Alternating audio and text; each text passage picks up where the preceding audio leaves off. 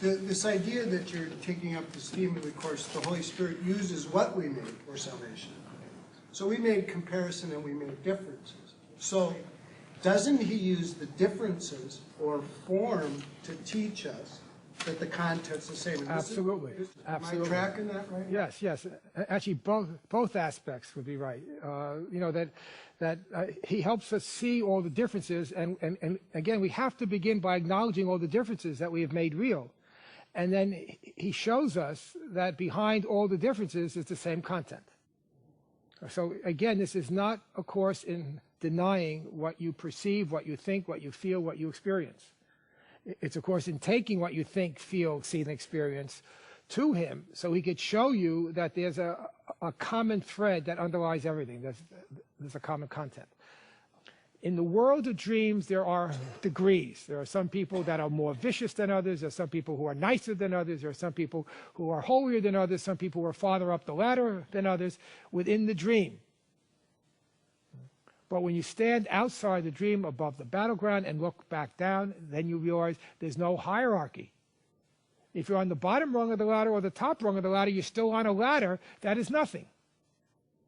There are no gradations. There are no degrees. There is no order within the wrong-minded thought system or the right-minded thought system. The ego is 100% hate.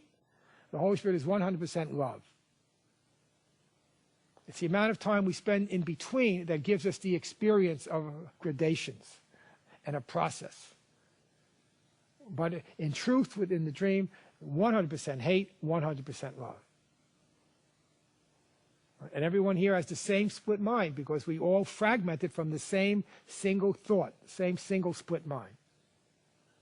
Thought of hate and guilt and a thought of forgiveness and love. And again, the power to choose between them. The other point that you made is extremely important. We make comparison to attack and to separate, and the Holy Spirit uses comparisons to show us what we have done, comparing what we have done with what we have given up, so we would then be motivated to choose again. There are several places in the course where Jesus frankly says that. The Holy Spirit teaches through comparisons. There's one remarkable passage at the beginning of the Happy Learner section in chapter 14 where he talks about how the Holy Spirit basically wants us to know how miserable we are. Because he can't teach us the happiness he's leading us towards until we first recognize how miserable we are. And if we insist that we're really happy and deny the misery, then it's not going to work, because the happiness we think we have is a pseudo-happiness. But we will say to the Holy Spirit, I'm already happy. And we'll swear that the Holy Spirit is making us happy. When all we're really doing is pushing down the misery and the pain of being in this world. And of course, throughout this whole course, that's all that Jesus does. He contrasts his thought system of forgiveness with the ego's thought system of hate, specialness, and murder. And he says, choose. And so one of the lines I always like to quote, and it's a wonderful summary of this point, at the end of chapter 23, he says, who with the love of God upholding him would find the choice between miracles and murder hard to make? Well, implicit in that is the contrast. There, with the love of God beside you, that's what Jesus represents, you see clearly the choice between the murderous impulses and purpose of specialness with the loving purpose of the miracle. And when you see the contrast clearly, then the choice is obvious. The very limitation that we have made to prove that God is wrong and we are right, indeed that God is non-existent, the true God is non-existent, and we exist. The very means that we use to prove that becomes the very thing Jesus now uses to lead us back home. When we left home and we went on this long, awful, terrible, horrendous journey that ego led us down, basically what the Course says, the ladder that the separation led us down. Another place Jesus talks about this mad course into insanity that the ego led us on. That basically what this was a way to run away from home. Right?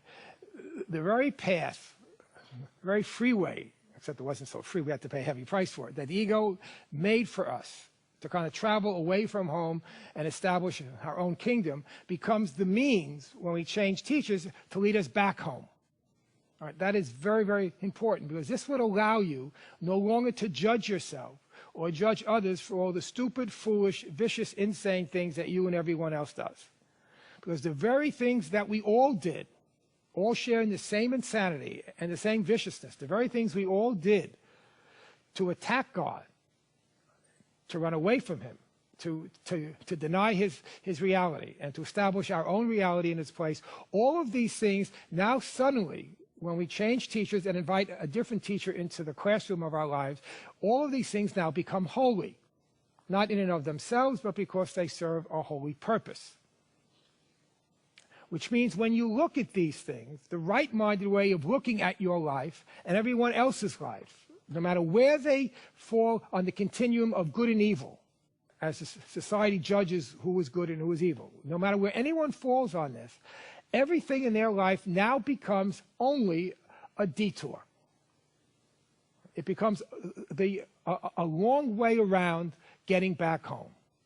But every way, every pathway, every relationship, every script that we've written will end up leading us back home if we choose the right guide. Right? And so this detour, in effect, becomes like the contours of our life. The only difference is that beforehand, we went away from heaven. That's the ladder, the separation led us down. Now, we simply reverse our course, literally, actually choose a different course, and now we go back. We go up the ladder, that separation led us down. Now, to be sure, again, it's a detour, because it's not going straight home. All right, but the Course tells us that the Holy Spirit will not take us straight home, because our fear is too great. That's why Jesus says, do not be afraid, you'll be lifted up and abruptly hurled into reality. Later on, he says that you don't awaken from nightmares just like that. You don't go from nightmares to reality. You go through the various steps called the happy dreams, the gentle dreams. All right? So these are the detours, but they're detours that now have a different purpose. That's why when you judge them, when you attack them, when you try and starve them out through various forms of asceticism, right? When you condemn them, when you make fun of them, when you abuse yourself on account of them or abuse others, what you're doing is sabotaging the root. You're sabotaging the very thing that will take you home. And the very thing is what you made to harm. You are not asked in this course to give up your special relationships. You are not asked to give up your liabilities, your deficiencies, your defects. You're asked to give them a different purpose.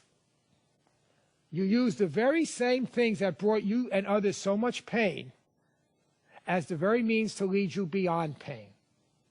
And that occurs simply by letting go of your ego as your teacher. There's those two lines in the Course that I frequently put together that says, resign now as your own teacher, for you have been badly taught. Where you resign now as your own teacher, you fire your ego, and you now bring in the Holy Spirit or Jesus as your teacher. Again, your life of specialness, of guilt, of hate, of attack, of sickness, of pain, become the contours. They become the highway that will lead you back. But you will not allow yourself to be led back to the extent that you judge, attack, find fault, criticize, or languish in guilt. This is not saying that your life is holy, but it's saying your life is not unholy. Your life is nothing. Its purpose is what gives it its meaning.